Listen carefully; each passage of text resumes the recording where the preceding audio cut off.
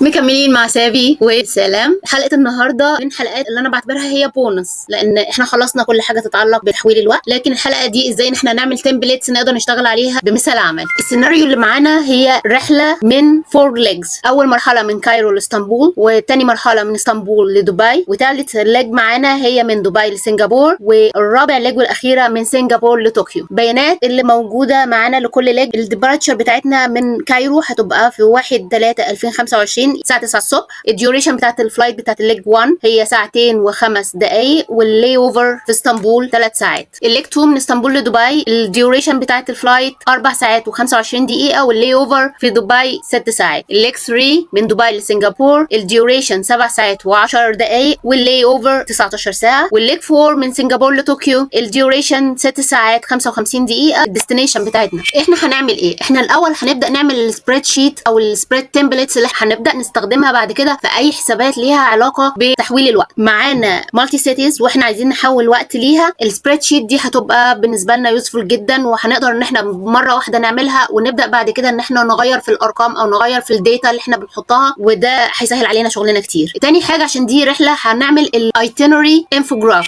كالعاده هندخل على سافي، هنجيب الاوفسيتس بتاعتنا لان دي من ضمن الداتا اللي احنا عايزينها، وهنعمل التشيك بتاع الايتينري وناخد الشيرابل لينكس زي ما اتعلمنا في الحلقات اللي فاتت. هندخل على الاكسل او الجوجل سبريد شيتس، وهنبدا نعمل التيبل الموجود قدامنا ده اللي هو بتاع التريب ايتينري او تايم كونفرتنج. اول حاجه لو احنا بنتكلم على تريب فاحنا عندنا ليج اللي هي الفلايت، فهيبقى عندي في المساله دي 4 ليجز، فانا بكتب لكل ليج منهم رو. في الكولومز هبدا اعمل رقم 1. اول بيان عندي من بيانات الليج دي اللي هي from city، بنكتب السيتي بالايانه بتاعتها to city. الكولوم اللي بعده برضو بنكتب السيتي بالايانه بتاعتها. بعد كده بعمل الديبارتشر داتا. الديبارتشر داتا دي احنا كالعاده بنعمل ايه؟ عندنا الديبارتشر لوكال بتاعت اول ليج كايرو، بشوف الاوفست بتاعت كايرو، وبعدين بعد كده بحسب الديبارتشر بتاعت اليو تي سي او بجيبها من على سافي. اقدر ان انا احط شيربل لينك، فده بعمل له كولوم هو كمان عشان لو فكرت ان انا اعمل تشيك عليه او البيانات دي. طبعا انا بحسب هنا عن طريق السبريد شيت، وبحسب كمان عن طريق السافي، وباكد على بعض الارقام لان مهم جدا ان احنا نكون متاكدين من الارقام باكتر من وسيله. الكولوم اللي بعده هنحط الفلاي ديوريشن. برضو ناخد بالنا من حاجه، اي حاجه ديوريشن احنا بنحطها بالصيغه بتاعه اتش نقطتين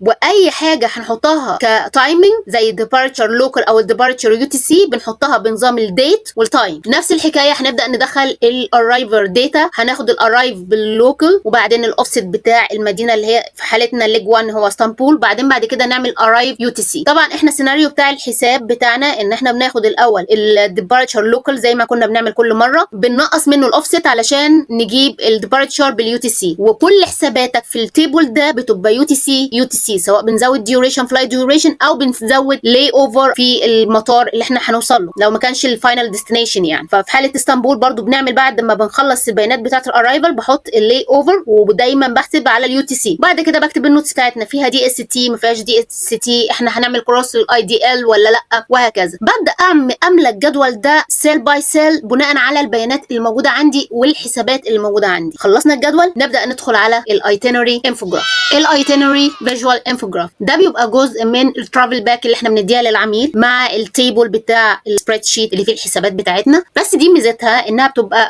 فيجوال ابيلينج وبتسهل ان احنا نستخرج منها بيانات واحنا على الطريق. بتبقى عباره عن ايه؟ بتبقى عباره عن تايم لاين احنا بنعملها على فكره على اي حاجه بتعمل برزنتيشن، سواء كانت جوجل سلايدز او الباوربوينت نقدر نعمل بمنتهى البساطه تايم لاين زي ده. التايم لاين ده بيبقى باليو تي سي التوقيتات بتاعته علشان منطقيه التوقيتات، لكن عند كل ستيب يعني مثلا عند الكايرو بنكتب البيانات اللي تخص المطار ده او المدينه دي، التمبراتشر بتاعتنا. لو رحنا اسطنبول فاحنا عندنا حاجتين، عندنا ارايفل من كايرو، عندنا لي اوفر ديوريشن، عندنا ديبارتشر. طب توقيت الرحله بيجي فين؟ توقيت الرحله بيتكتب على التايم لاين نفسه زي ده وزي ده وزي ده وزي ده وهكذا. الفكره كلها ان احنا سهل نعرف احنا في النقطه دي فاضل لنا قد ايه وقت لي اوفر، عندنا ديوريشن الطياره اللي بعدها، المعلومات بتاعتنا بشكل واضح وصريح وفيجوال ابيلينج. وده كانت حلقه النهارده. المره الجايه هنشوف ايه النوتس اللي ممكن نقولها على الموضوع ده علشان بكده نكون خلصنا كورس سافي كامل، مفيش حاجه تخطيناها. ولو شايفين ان انا اتخطيت حاجه او في حاجه نسيتها وبفكروني في الكومنتس. سلام.